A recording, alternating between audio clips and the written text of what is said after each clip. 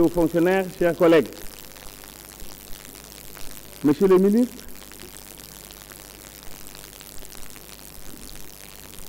lorsque vous répondez à la question préalable de mon collègue député de Marabout, vous avez affiché un sourire aux lèvres. À votre place, je me serais marré. Pour la bonne et simple raison que, s'il se permet de discuter avec vous par rapport à une proposition de loi, je pense que vous devez vous marrer parce que c'est le cancre qui parle au professeur. Monsieur le ministre, avec la théâtralisation du débat par l'opposition pour manipuler encore le peuple sénégalais, vous conviendrez avec moi que tous les comédiens ne sont pas au théâtre. Chers collègues de l'opposition, arrêtez de faire de la tautologie, car dans les secrets de cabinet de Monsieur le ministre de l'Intérieur, face à votre refus basé sur une approche assimilable à une investigation tâtonnante, le ministre de l'Intérieur vous a convaincus tous par une démonstration rationnelle. Opposition, non alignée, majorité. De grâce, assumez-vous.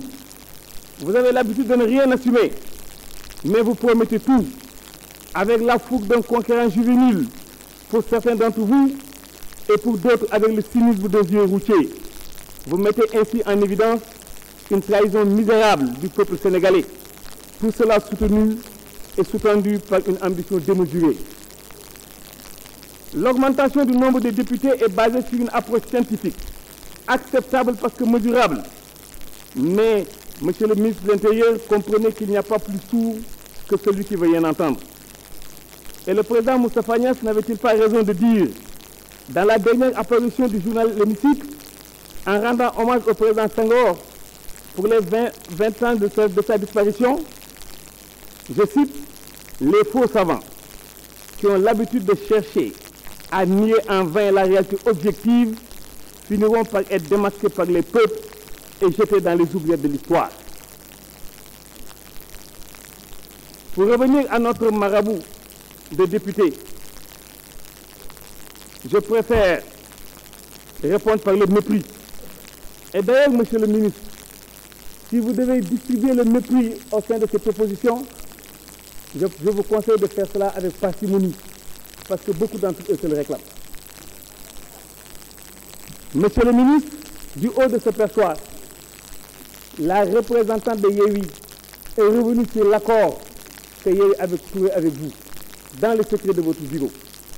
Et pourtant, j'ai suivi avec une attention religieuse, lors du vote de la loi incriminant et criminalisant le viol, j'ai vu une dame poule, une femme de conviction, que j'ai aimée et appréciée tellement la véhémence oratoire faisait d'elle l'illustration du portage politique du projet.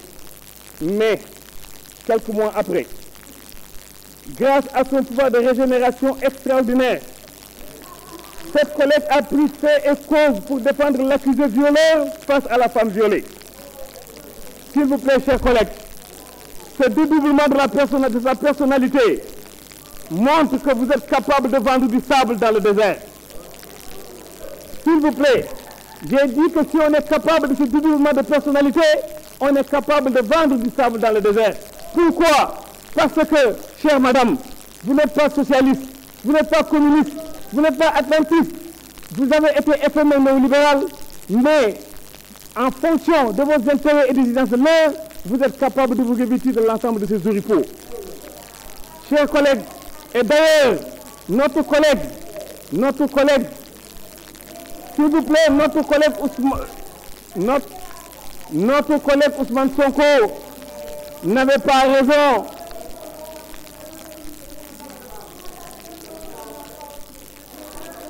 S'il vous plaît, laissez-le intervenir. Laissez le collègue intervenir, s'il vous plaît.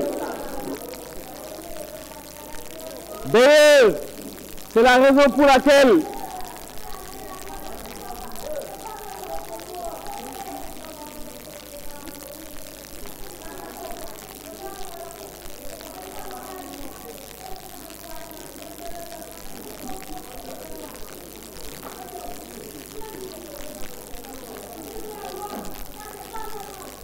C'est la raison pour laquelle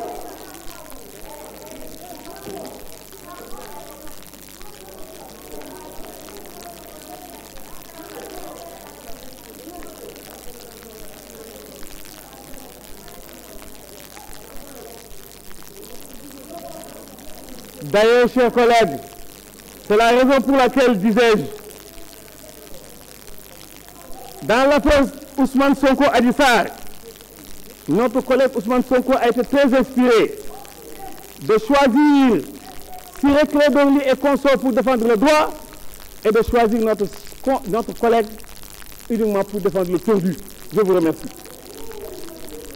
Je vous remercie. La parole est à notre collègue Ndiaye.